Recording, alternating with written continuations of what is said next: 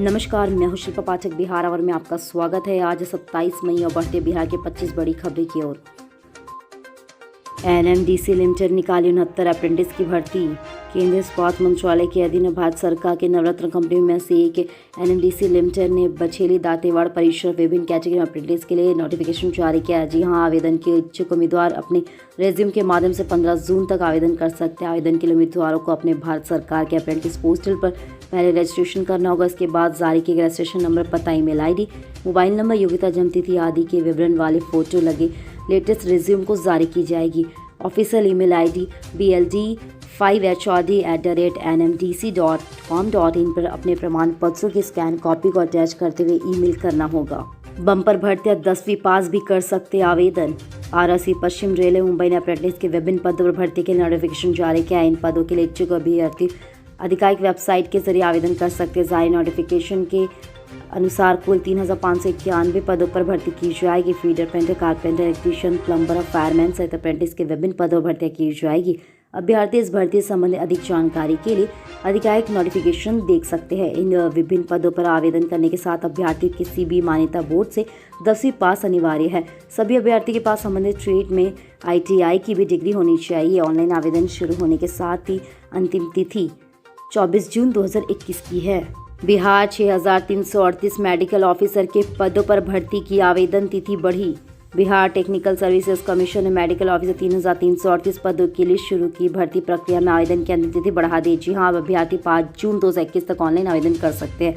इससे पहले इस भर्ती के लिए आवेदन की अंतिम तिथि 24 मई 2021 की थी, लेकिन मंगलवार को BTSC की अभ्यर्थी सुविधा को ध्यान में रखते हुए आवेदन अंतिम तिथि बढ़ा दी गई है। BTSC की इस भर्ती के लिए specialist medical officer and general medical officer के पदों पर चयन और किया जाना। इस भर्ती में आवेदन करने के इच्छुक अभ्यर्थी BTSC की वेबसाइट btsc.bis.nic.in और परीक्षा.nic.in पर ऑनलाइन आवेदन कर सकते हैं। कुल 3,638 पद रिक्त हैं और जहां से 3,796 पद स्पेशल मेडिकल ऑफिसर के लिए और 2,632 पद जनरल मेडिकल ऑफिसर के लिए है। देश में फिर बढ़ा संक्रमितों की मौत का आंकड़ा। बीते 24 घंटों में आए 2 लाख से अधिक मामले।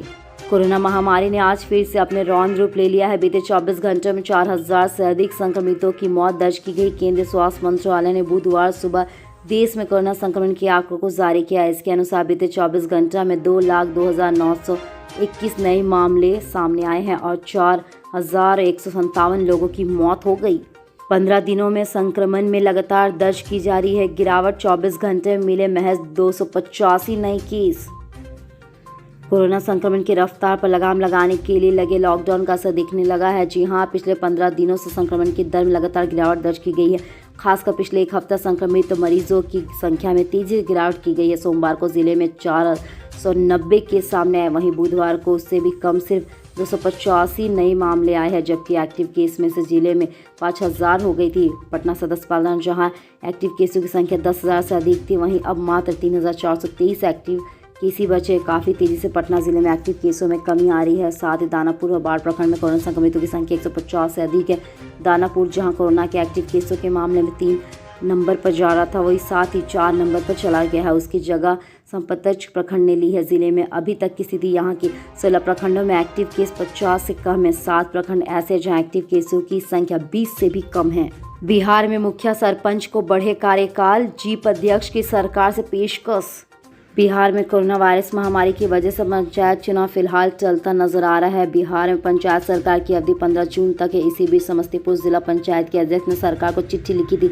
जिला परिषद अध्यक्ष प्रेमलता ने पंचायती राज विभाग तथा शिक्षा मंत्री को पत्र भेजकर पंचायती राज व्यवस्था के प्रतिनिधियों का कार्यकाल बढ़ाने की पेशकश की। जी हाँ, इन्होंने कहा कि 15 जून को बिहार राज्य 63 प्रस्तावों के साथ जनप्रतिनिधियों का कार्यकाल सर्वाधिक रूप से समाप्त होने जा रहा। कोविड-19 के चलते पंचायत चुनाव समय पर संभव नहीं। इन्होंने परिस्थिति को देखते हुए तृतीय पंचायत राज के जुड़े जनप्रतिनिधियों का कार्यकाल निर्वाचन नहीं होने तक बढ़ाने की मांग की है। बिहार में कोरोना और साइक्लोन के बीच चमकी बुखार का खौफ। बिहार में कोरोना वायरस और तूफान यास के कहर के बीच चमकी बुखार का खौफ शुरू हो गया। जी हां, मुजफ्फरपुर के SKMCH के पीकू वार्ड में भर्ती PO के माजूर गांव निवासी 2 वर्षीय मोहम्मद अफरान की ES से मंगलवार की मौत हो गई। जानकारी के अनुसार सोमवार की सुबह में चमकी बुखार के लक्षण से पीड़ित 4 बच्चों को MKSCH के पीकू में भर्ती किया गया। अब कुल 20 बच्चों ने ES की पुष्टि की गई, जिसमें से 4 बच्चे की मौत हो चुकी है। बिहार में ब्लैक फंगस के करीब रोज सामने आ रहे हैं 20 केस। राजधानी पटना में ब्लैक फंगस यानी म्यूकोरमाइकोसिस से पीड़ित मरीजों की संख्या तेजी से बढ़ी। जी हां, हालत यह है कि शहर के IGIMS एम्स समेत अलग अलग अस्पताल में म्यूकोरमाइकोसिस के करीब 20 मरीज रोज पाए जाते हैं। वहीं सहित पूरे राज्य में ब्लैक फंगस के मरीजों की संख्या बढ़कर 300 से अधिक हो गई, जिनमें तकरीबन 40 से अधिक मरीजों का ऑपरेशन भी हो चुका है, जबकि 7 से अधिक मरीजों की मौत हो चुकी है। एम्स का 50 बेड का फंगस वार्ड फुल हो चुका है। सुबोध जायसवाल को बनाया गया CBI का नया डायरेक्टर। झारखंड के धनबाद जिले में पैदा हुए महाराष्ट्र कैडर के साल 1985 बैच के IPS अधिकारी सुबोध जायसवाल को CBI का नया डायरेक्टर बनाया गया। जी हां, उन्हें 2 साल की जिम्मेदारी दी गई। केंद्रीय सरकार ने लंबी चर्चा बैठक के बाद यह फैसला लिया। झारखंड से इनका खास रिश्ता। CBI की मुखिया बने सुबोध कुमार जायसवाल का जन्म साल 1962 में धनबाद में हुआ था। साथ इनकी प्रारंभिक शिक्षा धनबाद में हुई थी। साल 1978 में इनकी दोनी बली दिग्वाडी से 10वीं पास परीक्षा की गई थी। उनकी परिवार सिंदरी रोड पाथरी में रहते हैं। झारखंड में 3 जून तक बढ़ा लॉकडाउन। झारखंड में स्वास्थ्य सुरक्षा सप्ताह की अवधि अब 3 जून तक सुबह 6 बजे तक बढ़ा दी गई। जी हां, इसके तहत पूर्व से जारी पाबंदियां 3 जून तक जारी रहेगी। मुख्यमंत्री हेमंत सोरेन की अध्यक्षता मंगलवार को आपदा प्रबंधक प्राधिकार की हुई बैठक में निर्णय लिया गया। इससे पहले अवधि 27 मई की सुबह 6 बजे तक की थी। बैठक में ई-पास से किसानों सहित कुछ अन्य लोगों को छूट देने के भी फैसला लिया गया। अब किसान बिना ई-पास के कृषि उत्पादकों का परिवहन कर सकेंगे। सचिवालयों को दोपहर 2 बजे तक खोलने का निर्णय लिया गया। संयुक्त सचिव स्तर पर इससे ऊपर के अफसरों को निर्माण रूप से दफ्तर आने को कहा गया। बिहार बंदूक की नोक पर शादी। जमुई जिले के खैरा थाना क्षेत्र के गर्दाबिल से किशोरी सिंह के पुत्र अमित कुमार का कुछ बदमाशों ने हथियारों का भय दिखाकर अपहरण कर लिया। जी हां, फिर इस युवक का एक लड़की के साथ जबरन शादी करा दिया गया। इस संबंध में लड़की के पिता ने खैरा थाने में आवेदन के माध्यम से पुलिस को सूचना दी। पुलिस ने त्वरित कार्रवाई करते हुए शेखपुरा जिला के चेवड़ा थाना अंतर्गत इकरा गांव पहुंची पुलिस ने युवक को बरामद कर लिया। मधुबनी परसौल के हसरपुर गांव में मिले प्राचीन नगर सभ्यता के अवशेष। मधुबनी जिला मुख्यालय से करीब 20 किलोमीटर दूर परसौल प्रखंड के हसरपुर गांव में प्राचीन नगर सभ्यता के अवशेष लगातार मिल रहे हैं, जो गांव के लोगों के बीच कुटकुट का विषय बना हुआ है। इस हरपुर के गांव की एक मध्य पर नदी से है, जिसे ग्रामीण अमावर्ती नदी कहते हैं। नदी का कुछ अस्तित्व नहीं बचा है। लोग अपनी खैरत बनी के साथ ही तालाब भी बना रहे हैं। साथ ही इसमें आए दिन खुदाई के लिए प्राचीन नगर सभ्यता के अवशेष मिल रहे हैं। अभी तक ग्रामीणों को खुदाई में ईंट का मोटा दीवार, मटका, 7 सिक्का व पूजा पाठ की सामग्री मिल चुकी है। इससे लोगों को भी जिज्ञासा बढ़ने लगी, आखिर इसके अंदर किस काल की नगर सभ्यता है। महाराज अधिराज लक्ष्मीसर सिंह संग्रहालय दरवाज के साथ ही दरभंगा के सहायक डॉक्टर शिव कुमार मिश्र ने बताया कि इस तरह का ईंट 1000 से 1500 वर्ष के बीच नगर सभ्यता में प्रयोग होता है। सिक्का 200 से साल पहले का हो सकता। सिक्का पर लिपि देवनागरिक है, जबकि मिथिला में पहले मिथिला स्रक्त एवं कैथी लिपि का प्रचलन हुआ था। बिहार की युवा देश भर में सबसे ज्यादा जिम्मेदार। देश भर में जारी कोरोना संक्रमण के बीच बिहार के युवाओं ने राष्ट्र जिम्मेदारी जवाबदेही का परिचय दिया। कोरोना के खतरे को कम करने के लिए बिहार सरकार लगातार प्रयास कर रही है। अब उसके परिणाम भी सामने आ गए। टीकाकरण में इस वक्त बिहार देश में पहले नंबर पर पहुंच गया। फिलहाल कोरोना वैक्सीनेशन को लेकर जो रिपोर्ट जारी की गई थी, उसके मुताबिक 18 से 44 वर्ष की आयु वर्ग में बिहार में टीकाकरण की रफ्तार देश में सबसे ज़्यादा है। साथ ही बिहार में 18 से 44 वर्ग की वैक्सीनेशन के मामले में देश में पहला स्थान प्राप्त किया है। बिहार जाने वाली कई ट्रेनें तूफान के कारण अस्थायी तौर पर रद्द। पटना चक्रवात यस असर रेलवे पर भी पड़ा है। सुरक्षा के मद्देनजर रेलवे ने बिहार से आने जाने वाली कई ट्रेनों का परिचालन अस्थायी रूप से रद्द कर दिया है। इस बात की जानकारी पूर्व मध्य रेलवे के पूर्व सूचना जनसंपर्क अधिकारी राजेश कुमार ने दी है। परिचालन रद्द होने वाली स्पेशल ट्रेन की सूची। 02644 पटना एलिकुलम स्पेशल ट्रेन का परिचालन 27 से 28 मई को रद्द रहेगा। 0819 पूरी जयनगर स्पेशल ट्रेन का परिचालन 27 मई को रद्द रहेगा। 08420 जयनगर पूरी स्पेशल ट्रेन का परिचालन 29 मई को रद्द रहेगा। 08183 टाटा दानापुर स्पेशल ट्रेन का परिचालन 26-27 मई को रद्द रहेगा। 08184 दानापुर टाटा स्पेशल ट्रेन का परिचालन 26 तथा 27 मई को रद्द रहेगा। पूर्व मध्य रेल से गुजरने वाली स्पेशल ट्रेन जिनका परिचालन रद्द रहेगा। बिहार की राजगीर पहाड़ी गुफा में है अतुक खजाना।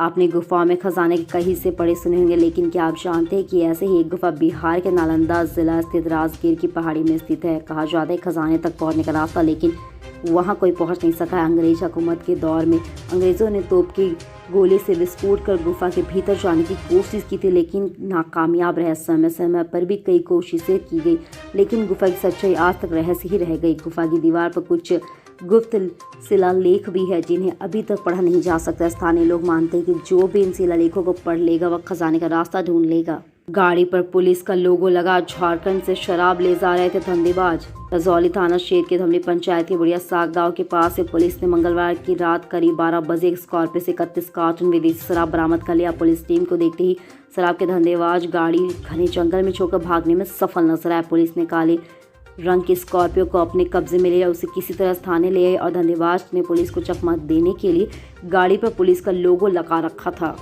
सादगी से मनी भगवान बुद्ध की जयंती।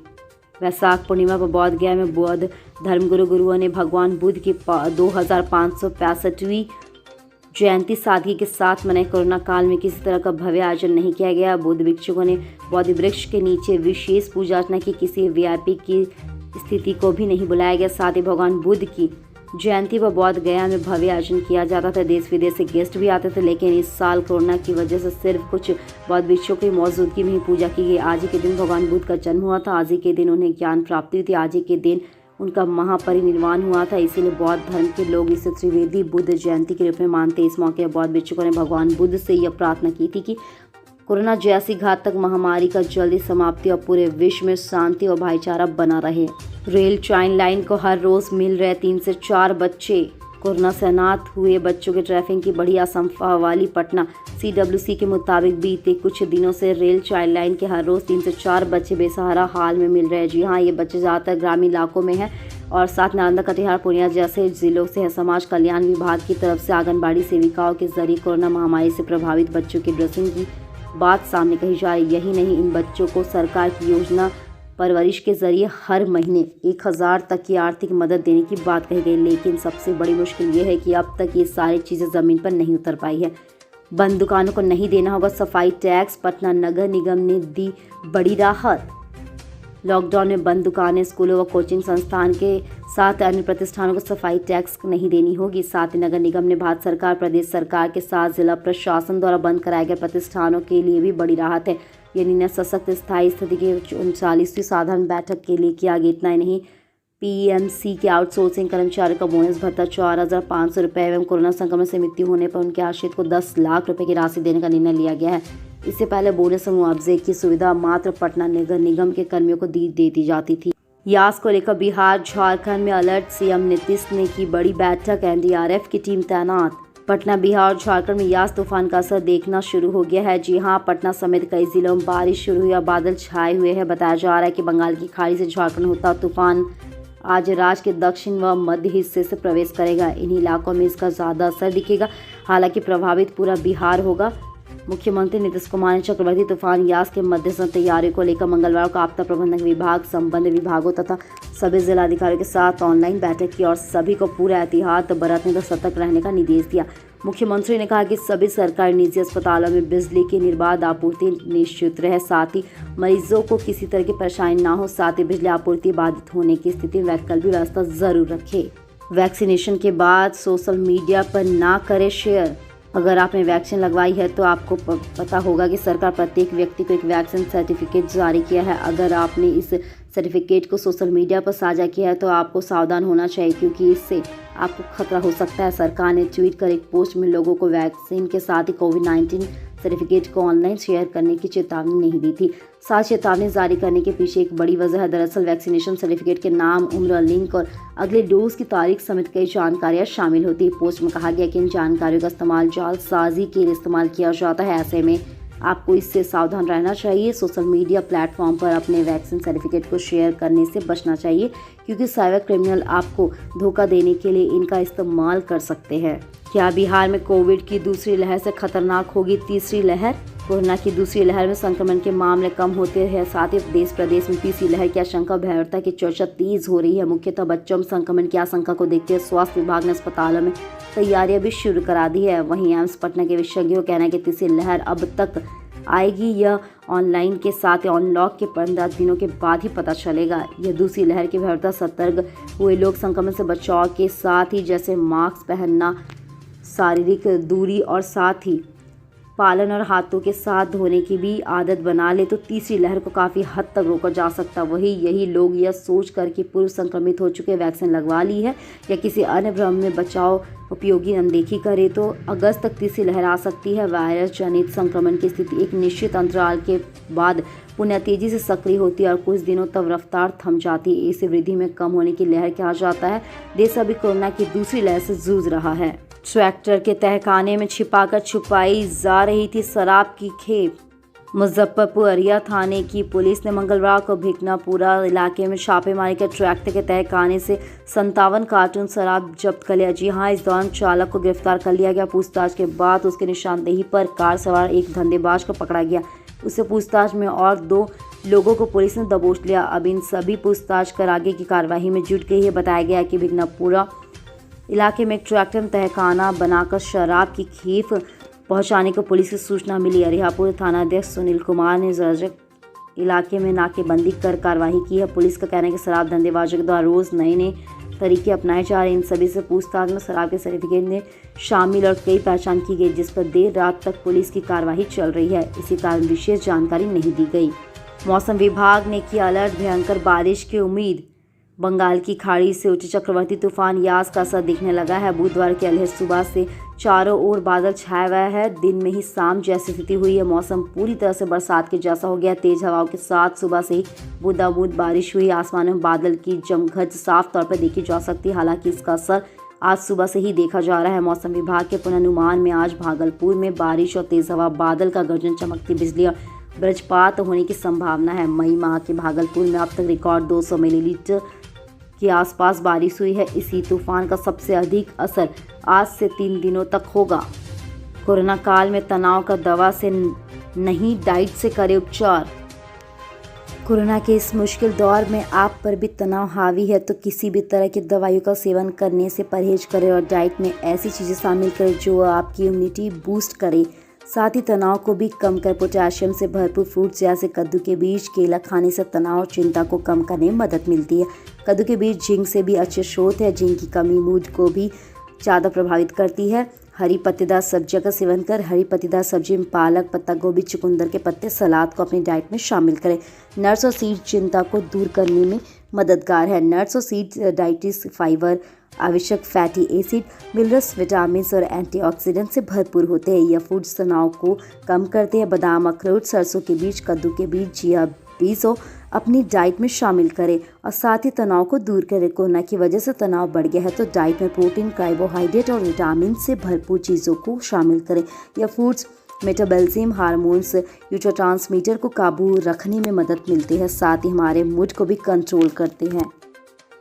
कल हमारे द्वारा पूछे गए सवाल के जवाब आप में से बहुत सारे यूजर्स ने हमें कमेंट करके दिया है। उसके लिए आपका बहुत बहुत धन्यवाद। आप में से जिन यूजर्स के जवाब हमें अच्छा लगा है उनके नाम है अब्दुल, संदीप और रूपा। आप हमारे सवालों के जवाब देते रहे। हम कल आपका नाम लेने की पूरी कोशिश करेंगे। तो चलिए बढ़ते हैं आज के सवाल की ओर। आज का सवाल कुछ इस प्रकार है। कोरोना में अनाथ हुए बच्चों की हिफाजत के लिए सरकार को ठोस कदम उठाने होंगे या नहीं? कल की खबरों के लिए हमारे साथ ज़रूर रहे। अगर ये वीडियो आप हमारे YouTube पर देख रहे हैं तो चैनल को सब्सक्राइब करें और बेल आइकन दबाना ना भूलें। और अगर आप भी हमारा वीडियो Facebook पर देख रहे हैं तो पेज को लाइक करें और ज़्यादा से ज़्यादा शेयर करें। सुरक्षित रहिए, स्वस्थ रहिए। धन्यवाद।